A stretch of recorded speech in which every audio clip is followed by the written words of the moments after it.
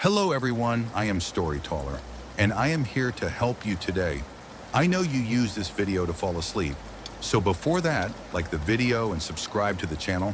Also, where are you from and what time you watching? Now comfortable and relax, let's get started. Bedtime is supposed to be a happy event for a tired child. For me, it was terrifying.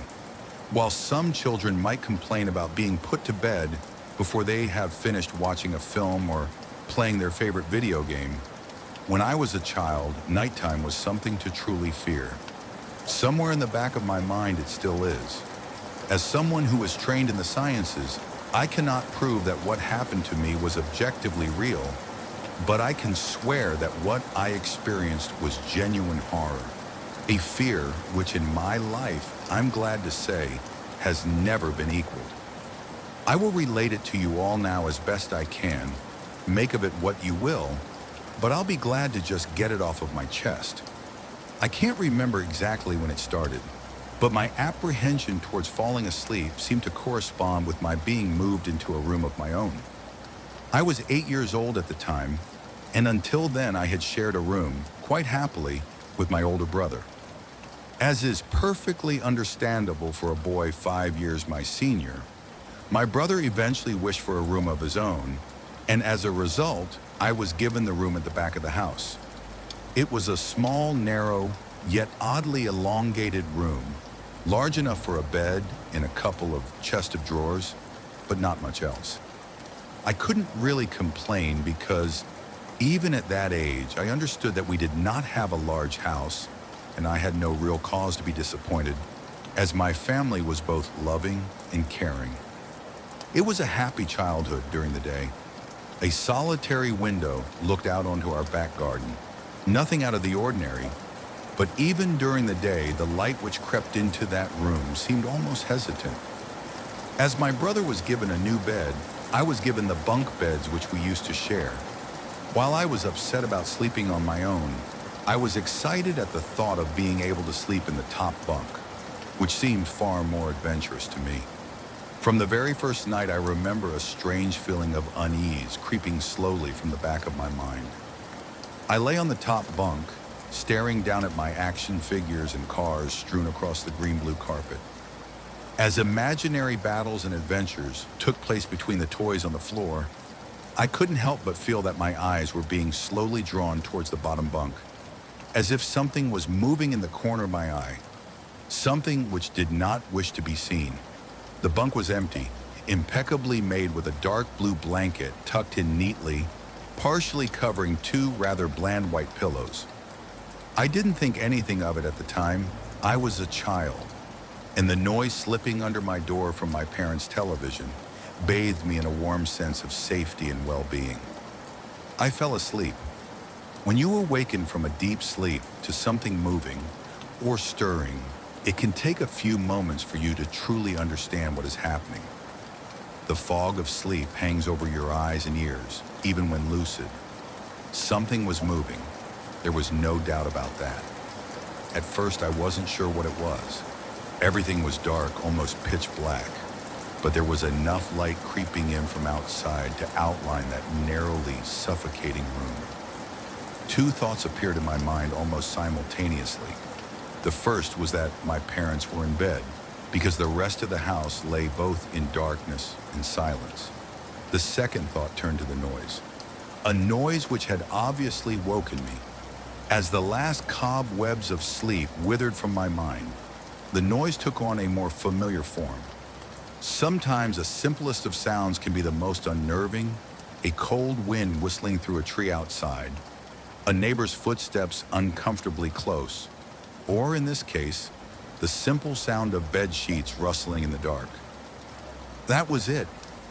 Bed sheets rustling in the dark as if some disturbed sleeper was attempting to get all too comfortable in the bottom bunk. I lay there in disbelief, thinking that the noise was either my imagination or perhaps just my pet cat finding somewhere comfortable to spend the night. It was then that I noticed my door, shut as it had been as I'd fallen asleep. Perhaps my mom had checked in on me, and the cat had sneaked into my room then. Yes, that must have been it. I turned to face the wall, closing my eyes in the vain hope that I could fall back to sleep. As I moved, the rustling noise from underneath me ceased.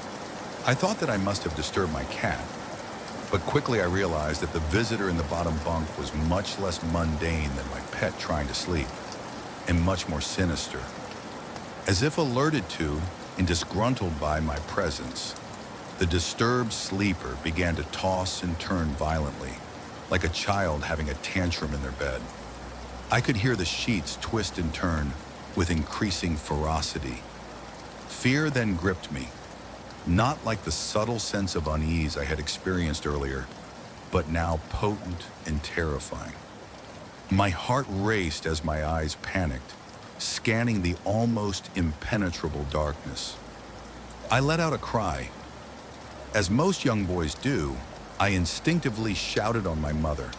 I could hear something stir on the other side of the house, but as I began to breathe a sigh of relief that my parents were coming to save me, the bunk bed suddenly started to shake violently as if gripped by an earthquake, scraping against the wall. I could hear the sheets below me thrashing around as if tormented by malice. I did not want to jump down to safety, as I feared the thing in the bottom bunk would reach out and grab me, pulling me into the darkness. So I stayed there, white knuckles clenching my own blanket like a shroud of protection. The wait seemed like an eternity. The door finally and thankfully burst open, and I lay bathed in light while the bottom bunk, the resting place of my unwanted visitor, lay empty and peaceful. I cried and my mother consoled me. Tears of fear followed by relief streamed down my face. Yet through all of the horror and relief, I did not tell her why I was so upset. I cannot explain it, but it was as though whatever had been in that bunk would return if I even so much as spoke of it, or uttered a single syllable of its existence. Whether that was the truth, I do not know. But as a child, I felt as if that unseen menace remained close, listening. My mother lay in the empty bunk, promising to stay there until morning. Eventually, my anxiety diminished, tiredness pushed me back towards sleep, but I remained restless, waking several times momentarily to the sound of rustling bed sheets. I remember the next day wanting to go anywhere, be anywhere, but in that narrow, suffocating room. It was a Saturday and I played outside quite happily with my friends. Although our house was not large, we were lucky to have a long, sloping garden in the back. We played there often, as much of it was overgrown and we could hide in the bushes, climb in the huge sycamore tree which towered above all else, and easily imagine ourselves in the throes of a grand adventure in some untamed exotic land. As fun as it all was, occasionally my eye would turn to that small window, ordinary, slight, and innocuous. But for me, that thin boundary was a looking glass into a strange, cold pocket of dread. Outside, the lush green surroundings of our garden, filled with the smiling faces of my friends, could not extinguish the creeping feeling clawing its way up my spine, each hair standing on end. The feeling of something in that room, watching me play, waiting for the night when I would be alone, eagerly filled with hate. It may sound strange to you, but by the time my parents ushered me back into that room for the night, I said nothing. I didn't protest. I didn't even make an excuse as to why I couldn't sleep there. I simply and sullenly walked into that room, climbed the few steps into the top bunk, and then waited. As an adult, I would be telling everyone about my experience. But even at that age, I felt almost silly to be talking about something which I really had no evidence for. I would be lying, however, if I said this was my primary reason. I still felt that this thing would be enraged if I so much as spoke of it. It's funny how certain words can remain hidden from your mind, no matter how blatant or obvious they are. One word came to me that second night, lying there in the darkness alone, frightened, aware of a rotten change in the atmosphere, a thickening of the air, as if something had displaced it. As I heard the first casual twists of the bed sheets below, the first anxious increase of my heartbeat at the realization that something was once again in the bottom bunk, That word, a word which had been sent into exile, filtered up through my consciousness, breaking free of all repression, gasping for air, screaming, etching, and carving itself into my mind. Ghost. As this thought came to me, I noticed that my unwelcome visitor had ceased moving. The bedsheets lay calm and dormant, but they had been replaced by something far more hideous. A slow, rhythmic, rasping breath heaved and escaped from the thing below. I could imagine its chest rising and falling with each sordid, wheezing, and garbled breath. I shuddered and hoped beyond all hope that it would leave without occurrence. The house lay, as it had the previous night, in a thick blanket of darkness. Silence prevailed, all but for the perverted breath of my, as yet, unseen bunkmate. I lay there terrified. I just wanted this thing to go, to leave me alone. What did it want? Then something unmistakably chilling transpired. It moved. It moved in a way different from before. When it threw itself around in the bottom bunk, it seemed unrestrained, without purpose, almost animalistic. This movement, however, was driven by awareness, with purpose, with a goal in mind. For that thing lying there in the darkness, that thing which seemed intent on terrorizing a young boy, calmly and nonchalantly sat up. Its labored breathing had become louder as now only a mattress and a few flimsy wooden slats separated my body from the unearthly breath below. I lay there, my eyes filled with tears, of fear which mere words cannot relate to you or anyone else coursed through my veins. I would not have believed that this fear could have been heightened, but I was so wrong. I imagined what this thing would look like, sitting there listening from below my mattress, hoping to catch the slightest hint that I was awake. Imagination then turned to an unnerving reality. It began to touch the wooden slats which my mattress sat on. It seemed to caress them carefully, running what I imagined to be fingers and hands across the surface of the wood.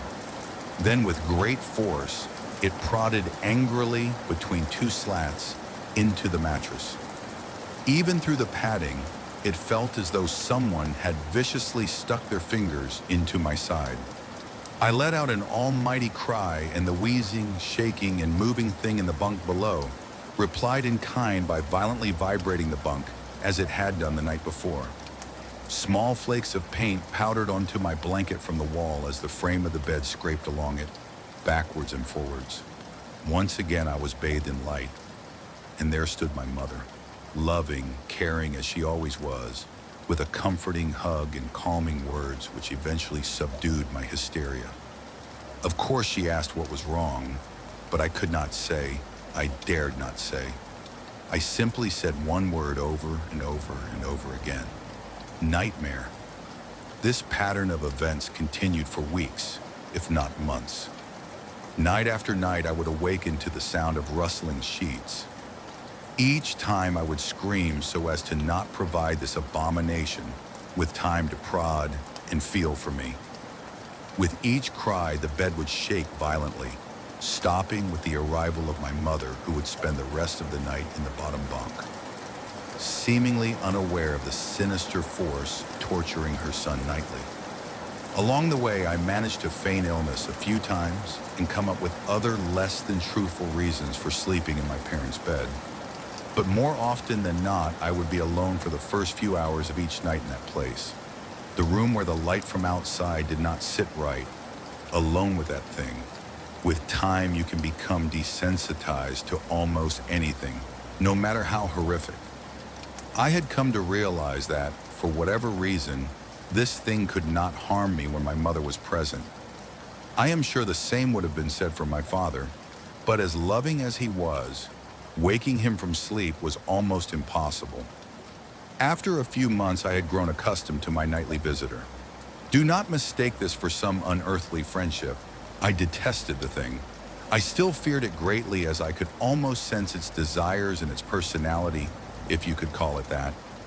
One filled with a perverted and twisted hatred, yet longing for me, of perhaps all things. My greatest fears were realized in the winter. The days grew short, and the longer nights merely provided this wretch with more opportunities. It was a difficult time for my family. My grandmother, a wonderfully kind and gentle woman, had deteriorated greatly since the death of my grandfather. My mother was trying her best to keep her in the community as long as possible. However, dementia is a cruel and degenerative illness, robbing a person of their memories one day at a time. Soon she recognized none of us, and it became clear that she would need to be moved from her house to a nursing home. Before she could be moved, my grandmother had a particularly difficult few nights, and my mother decided that she would stay with her. As much as I loved my grandmother and felt nothing but anguish at her illness, to this day I feel guilty that my first thoughts were not of her, but of what my nightly visitor may do should it become aware of my mother's absence. Her presence being the one thing which I was sure was protecting me from the full horror of this thing's reach. I rushed home from school that day and immediately wrenched the bed sheets and mattress from the lower bunk, removing all of the slats and placing an old desk, a chest of drawers, and some chairs which we kept in a cupboard where the bottom bunk used to be. I told my father I was making an office, which he found adorable, but I would be damned if I'd give that thing a place to sleep for one more night. As darkness approached, I lay there knowing my mother was not in the house. I did not know what to do. My only impulse was to sneak into her jewelry box and take a small family crucifix which I had seen there before. While my family were not very religious, at that age I still believed in God and hoped that somehow this would protect me. Although fearful and anxious, while gripping the crucifix under my pillow tightly in one hand, sleep eventually came, and as I drifted off to dream, I hoped that I would awaken in the morning without incidents. Unfortunately, that night was the most terrifying of all. I woke gradually. The room was once again dark. As my eyes adjusted, I could gradually make out the window and the door, and the walls, some toys on a shelf, and even to this day I shudder to think of it, for there was no noise, no rustling of sheets, no movement at all. The room felt lifeless, yet not empty. The nightly visitor, that unwelcome, wheezing, hate-filled thing which had terrorized me night after night, was not in the bottom bunk. It was in my bed. I opened my mouth to scream, but nothing came out. Utter terror had shaken the very sound from my voice. I lay motionless. If I could not scream, I did not want to let it know I was awake. I had not yet seen it, I could only feel it. It was obscured under my blanket. I could see its outline, and I could feel its presence, but I dared not look. The weight of it pressed down on top of me, a sensation I will never forget. When I say that hours passed, I do not exaggerate. Laying there motionless in the darkness, I was every bit a scared and frightened young boy. If it had been during the summer months, it would have been light by then, but the grasp of winter is long and unrelenting, and I knew it would be hours before sunrise, a sunrise which I yearned for. I was a timid child by nature, but I reached a breaking point, a moment where I could wait no more, where I could survive under this intimately deviant abomination no longer. Fear can sometimes wear you out, make you threadbare, a shell of nerves leaving only the slightest trace of you behind. I had to get out of that bed. Then I remembered the crucifix. My hand still lay underneath the pillow, but it was empty. I slowly moved my wrist around to find it, minimizing as best I could the sound and vibrations caused, but it could not be found. I had either knocked it off of the top bunk, or it had, I could not even bear to think of it, been taken from my hand. Without the crucifix, I lost any sense of hope. Even at such a young age, you can be acutely aware of what death is and intensely frightened of it. I knew I was going to die in that bed if I lay there, dormant, passive, doing nothing. I had to leave that room behind, but how? Should I leap from the bed and hope that I make it to the door? What if it is faster than me? Or should I slowly slip out of that top bunk, hoping to not disturb my uncanny bedfellow?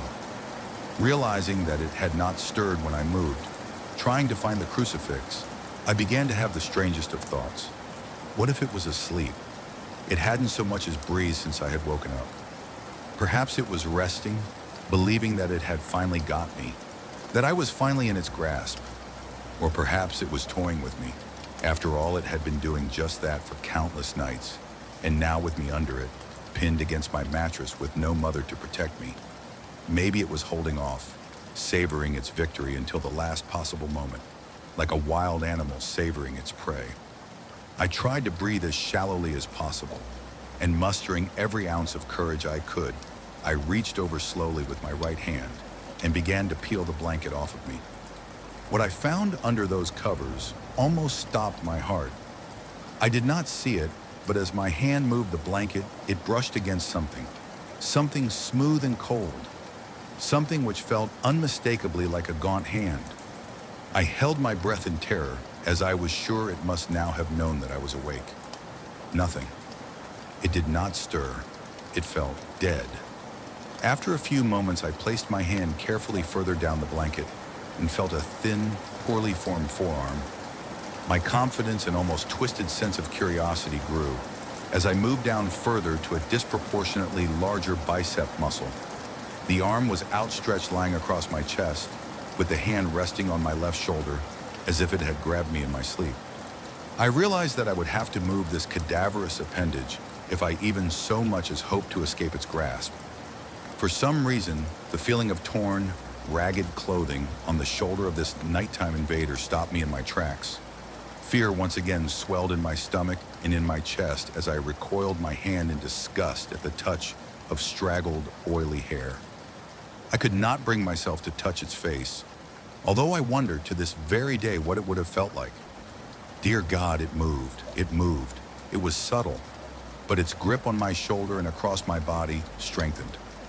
No tears came, but God, how I wanted to cry, as its hand and arm slowly coiled around me. My right leg brushed along the cool wall, which the bed lay against. Of all that happened to me in that room, this was the strangest.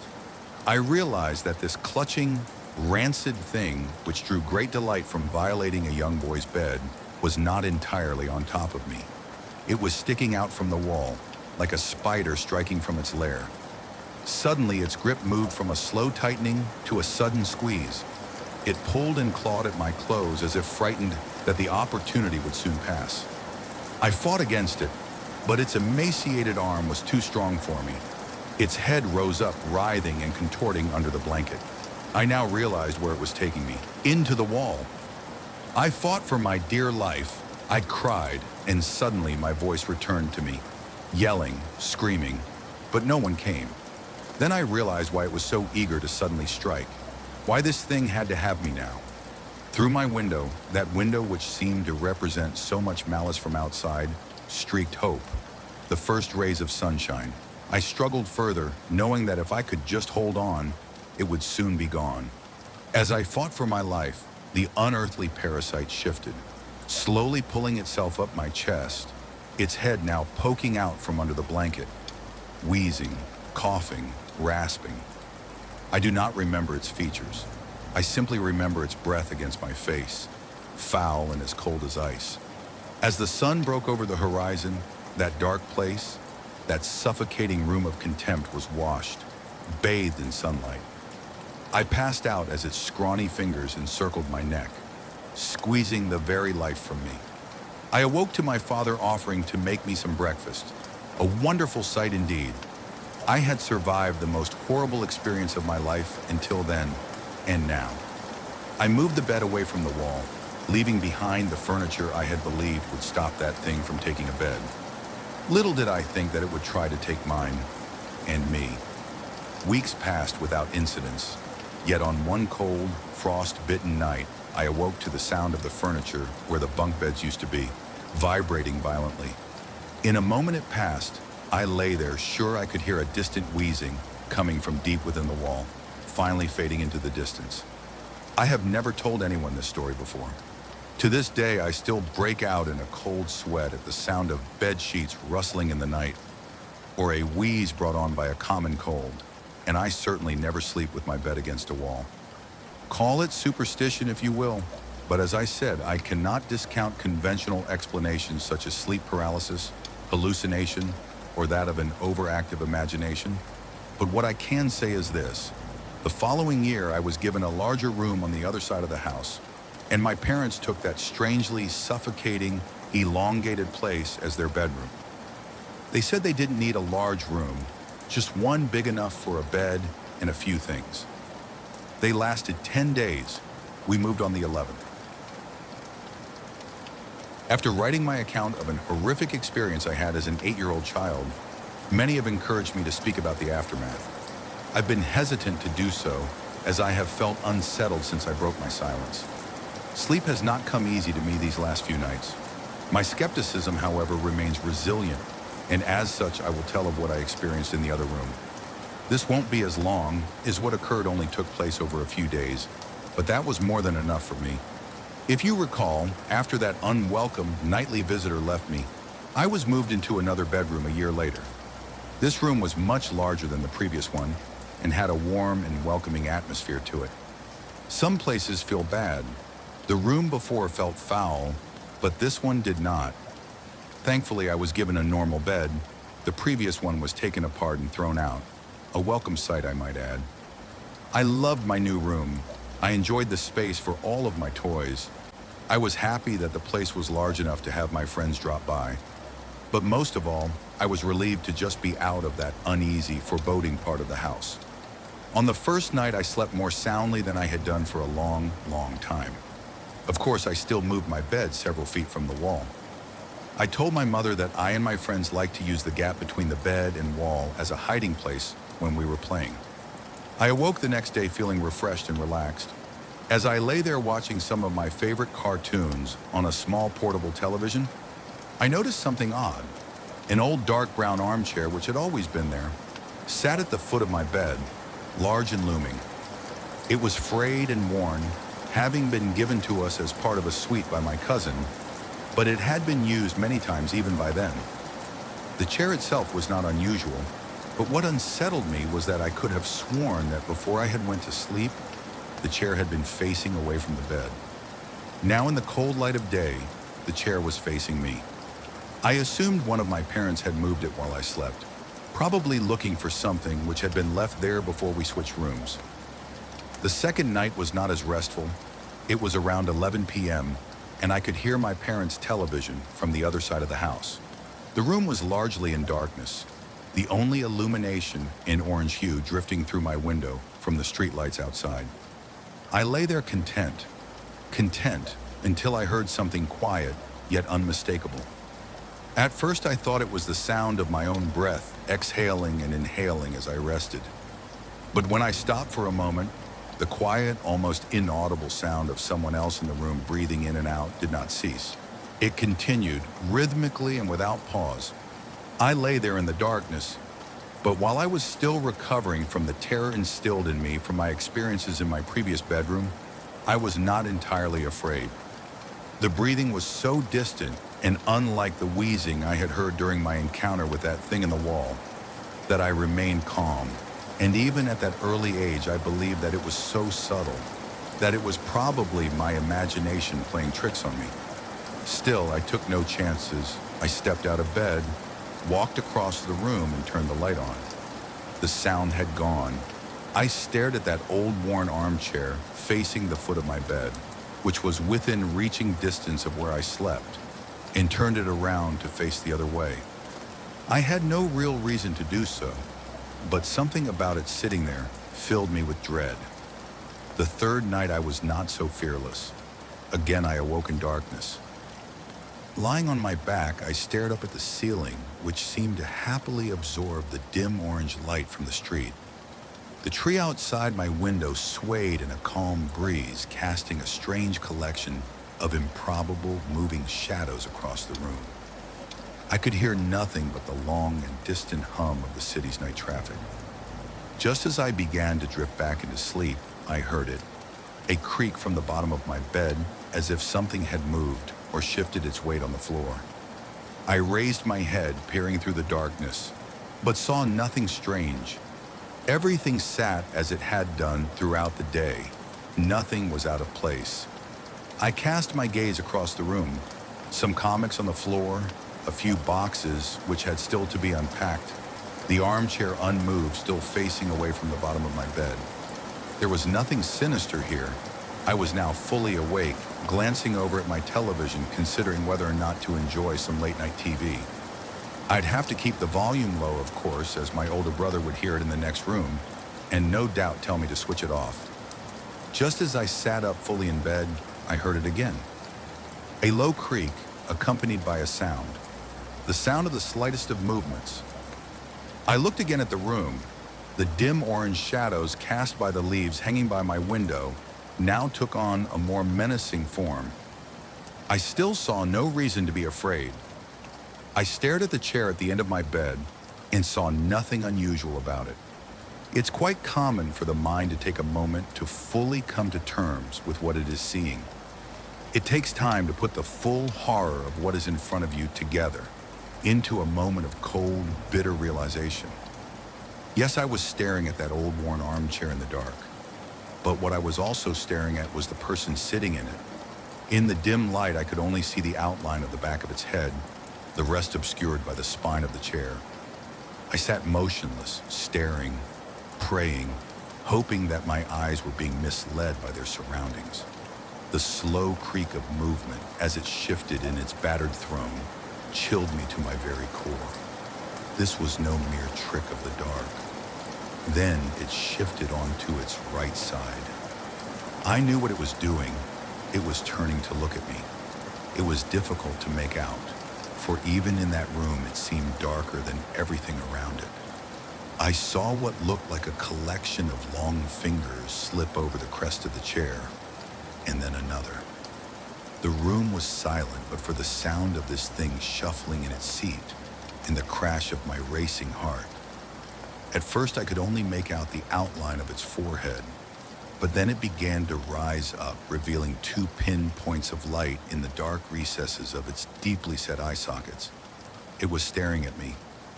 I screamed, and within a moment my brother and mother came into the room, switching the light on, asking if I'd had another bad dream. I sat speechless, barely acknowledging them, staring intently at the now empty armchair. I was only in that room for another few days before we suddenly moved.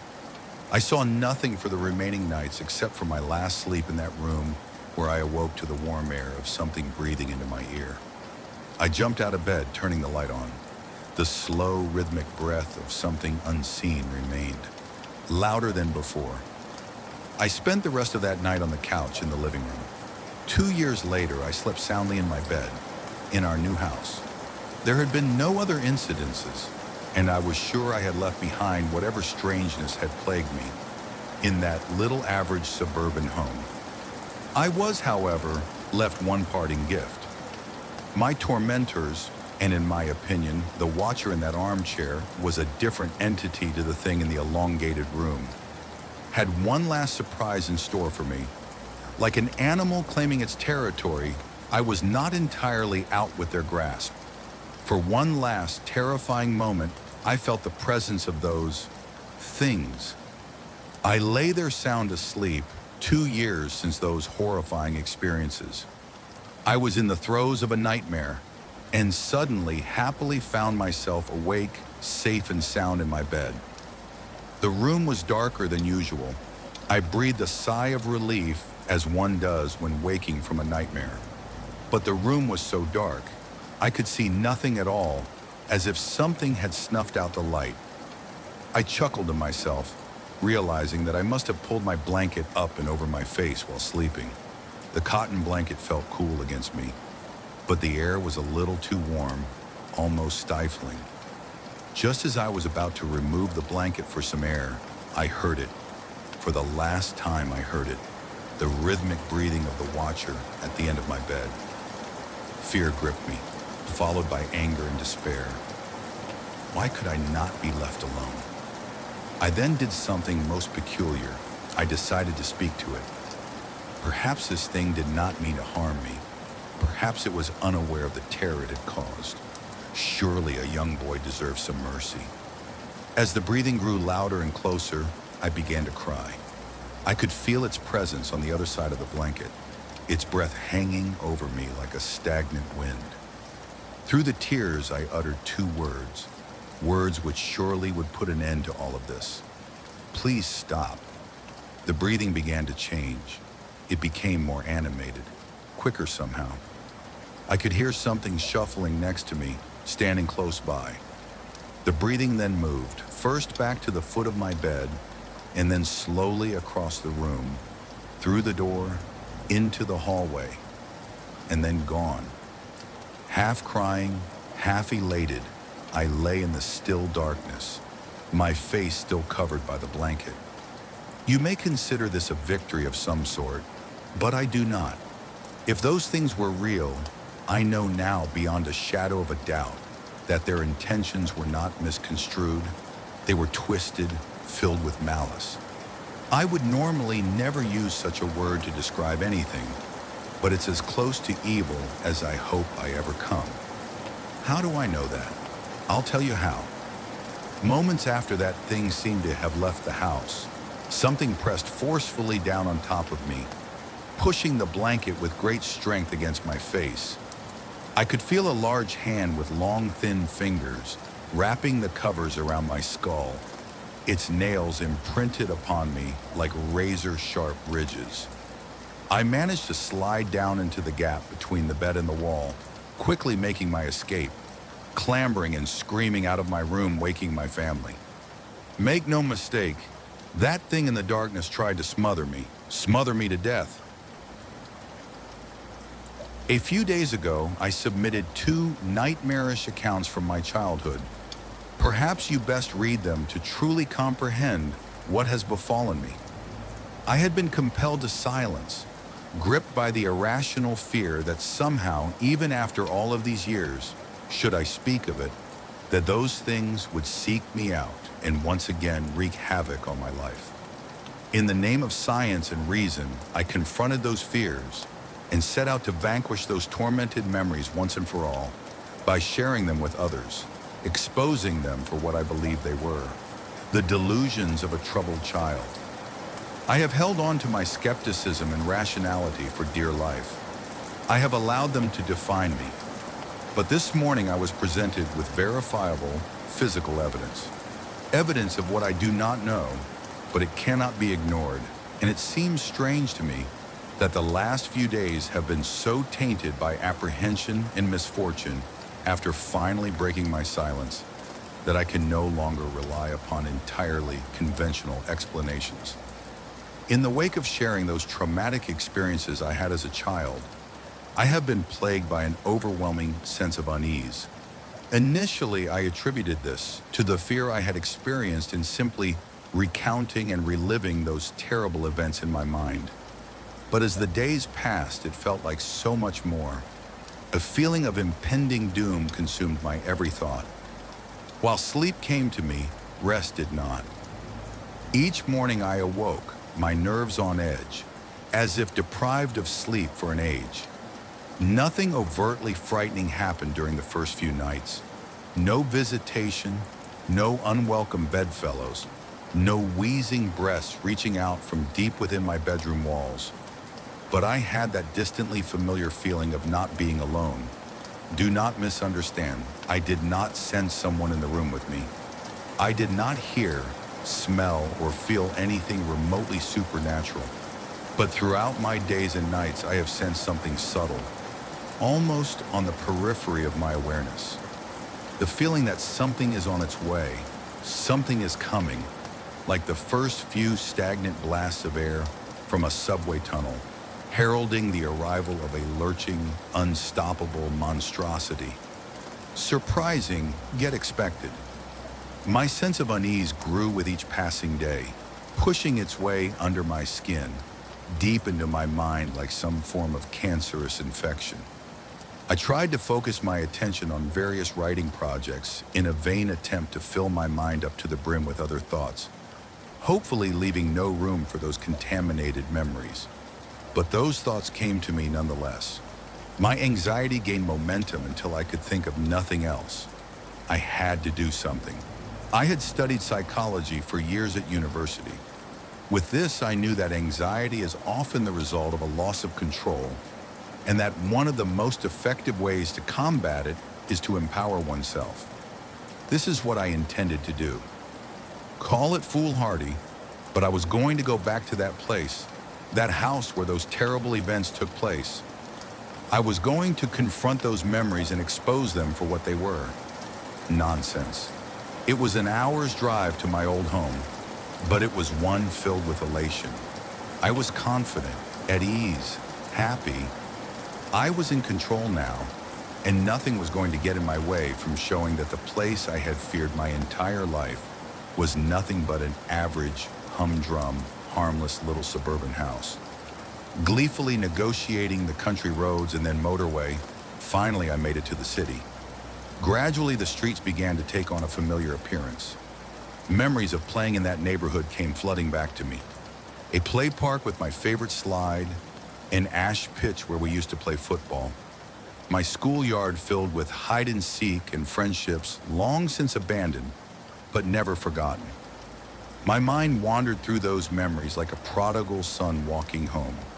Wandered so much so that before I realized it, I was pulling into the street where I had once lived.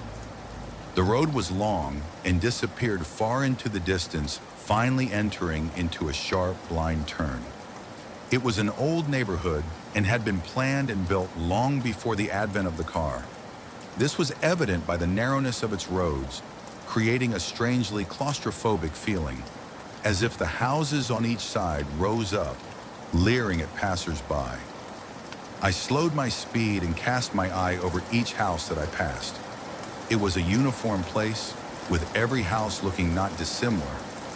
My heart suddenly began to beat faster as a cold chill crawled up my spine. There it was. There was the house.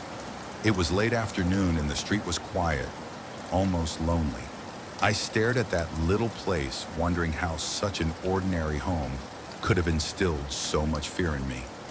I had initially intended to only look at the house from afar, confirming it to me as a material construction, entirely explicable, and removed from anything uncanny.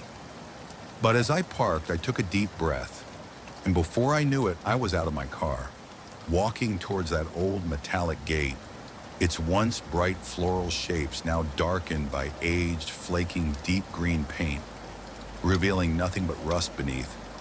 I ran my fingers over its uneven top, and with a subtle gasp, I pushed it open. Walking along the path, I was shocked at how disused the garden was.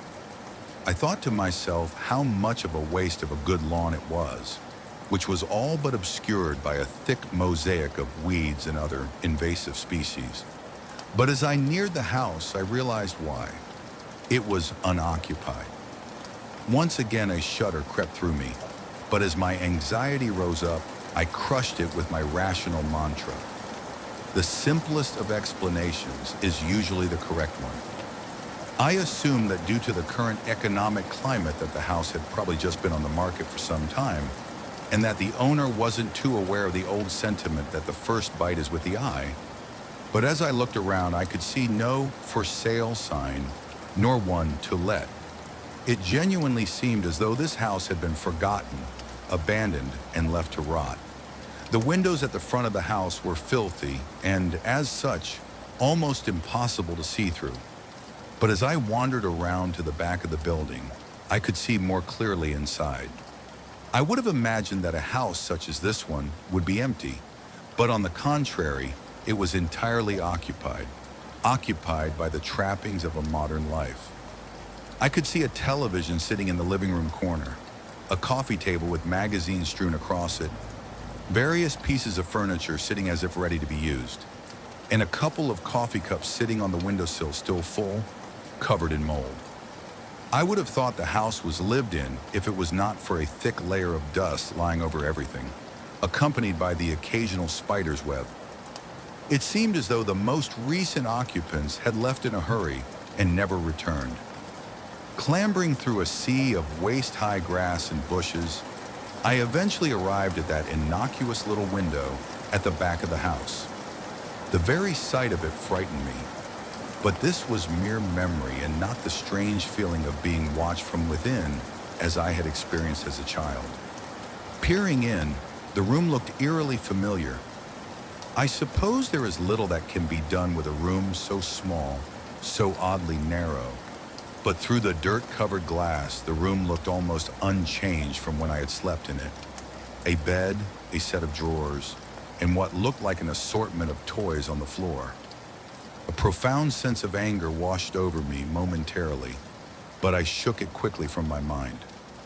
The room was clearly that of a child's, and the thought of that thing harming another innocent filled me with contempt for such a thought, and within me swelled the desire to protect any child from such an abomination.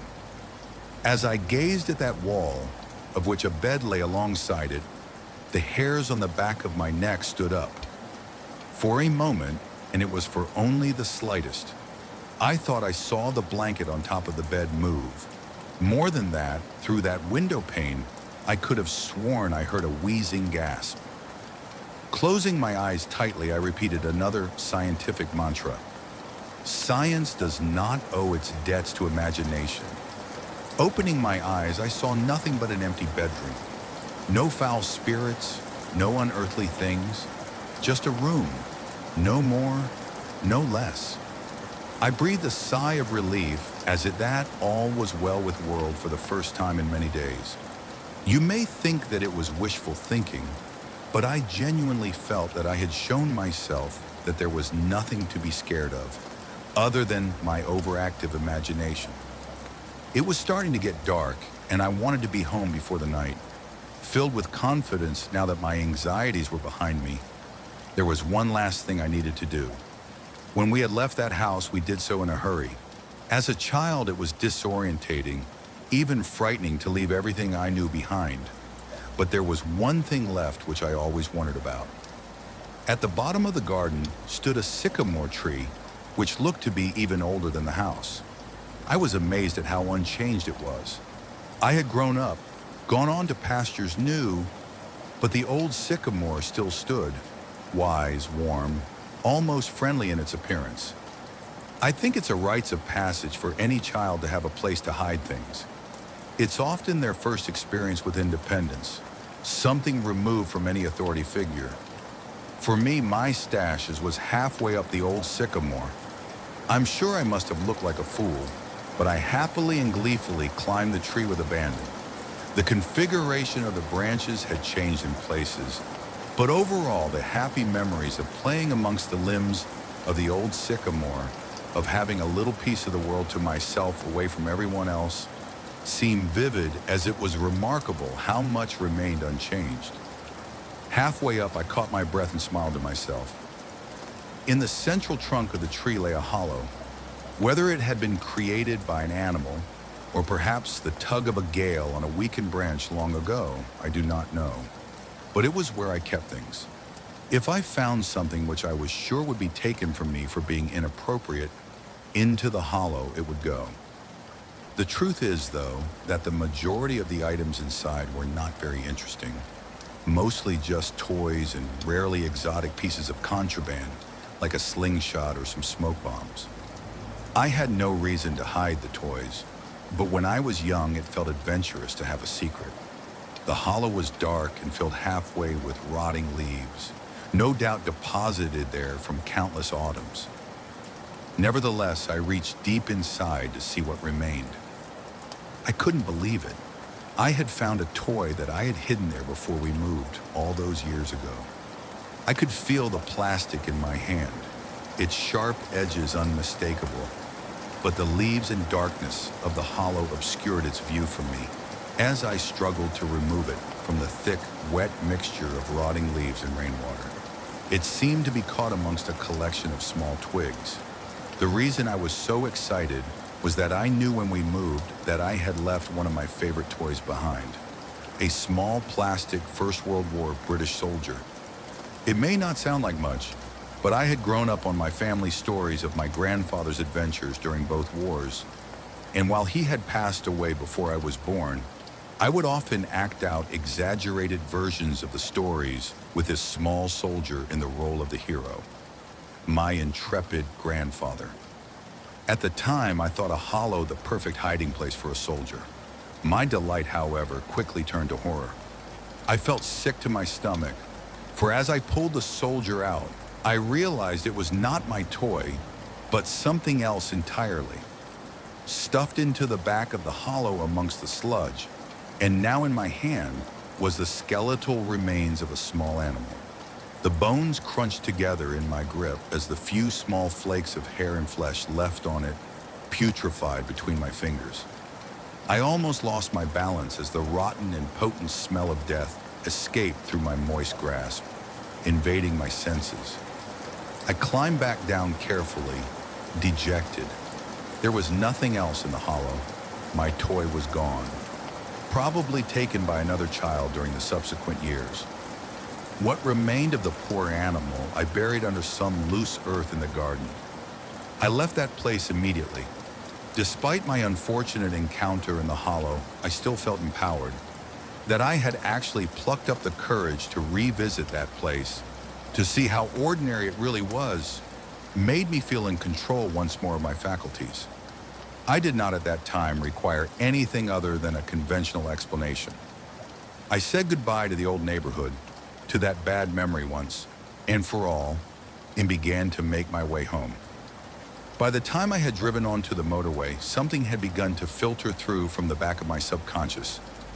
At first I disregarded it, dismissing it as my imagination, but as the sun shone its last and dipped below the horizon, I sensed the growing of a compulsion in me, an idea which seemed to have been born and nurtured for no good reason. No rationale, no sound causal footing, but one which had to be followed at all cost. I must get home. I increased my speed, zipping sporadically between the slower cars on the motorway, looking in the rearview mirror, keeping an eye on what might be following. I had to get home. Again, I drove faster, constantly looking behind as if racing some unseen pursuer. 70, 80, 100 miles per hour. I tore along the road. I beeped. I yelled. The sweat lashed off of me. What was happening to me? Please, just let me go home. White-knuckled, I finally made it off of the motorway and onto the country roads, which would lead directly to my town. The roads were narrow and wound around the now bleak and ominous countryside. Darkness seemed to blanket the road in front of me. I turned my full beam on and breathed a sigh of relief to see a bright light again, even if artificial. The manic anxiety which had seemed to grip me on the motorway appeared to have diminished. However, I still glared into the rear view mirror more often than I should have, just to make sure that there was nothing following me. What a ridiculous thought, to think of something chasing my car, to put myself and others in danger by speeding down a busy motorway. Madness. Still, madness or not, I had felt compelled to get away as quickly as possible, and even though I had managed to collect my nerves, the loneliness of the road I was on fueled my yearning for my own town, my own street, my own bed. Nervously, I traversed the web-like winding roads which seared through the countryside, feeling relieved at the first sign of a lamp post, of civilization, and of the boundaries of my town. I pulled up outside of my house, switching the engine off, and sat for a moment in silence. I had to stop all of this nonsense. Things coming out of walls, watchers smothering me at night, looking into someone's window like a prowler. All of this was lunacy. Tomorrow I would start afresh. No more writing about my childhood experiences. No more reliving of dread-filled nights. Just getting back to normal, carrying out my work, spending time with my girlfriend, and most of all, reaffirming my belief, faith, and confidence in science and rationality. Then the thing in the back seat leant over, grabbed me by the shoulder, and breathed a foul, rancid breath from deep inside its lungs down the back of my neck. I scrambled for the door, my arms flailing around looking for the lock. Fear possessed me, shook me, a fear I remembered all too well, a fear from all those years ago, lying awake at night in that sickening room. The inside of the car had grown much colder, but that was nothing compared to the icy fingers burrowing into my shoulder. I honestly thought I was going to die, that this thing would finally get its way after all this time. The door handle popped in my panicked grip, and I fell out of the driver's seat onto the pavement. For the briefest of moments, I thought I caught a glimpse of something in the back seat. Vague, the form of an old man, yet twisted and distorted, grinning from ear to ear. Luckily, there was no one around, as had there been, I would have appeared a mad fool, for the car was empty. I grabbed the keys from the ignition and booted the door shut with my foot, locking it for the night. I staggered down the path and into my house. I'm not going to lie to you, but I drank myself to sleep last night. You may recall that I said I had evidence, actual physical evidence of something unnatural. You might be wondering what that evidence is. Well, I could say that it was the marks on my shoulder that made me shudder with fear. Or I could tell you that my bedroom window lying prized open this morning by what looked like claw marks has left me dreading tonight or any other. But no, none of that scared me as much as what I saw today upon waking.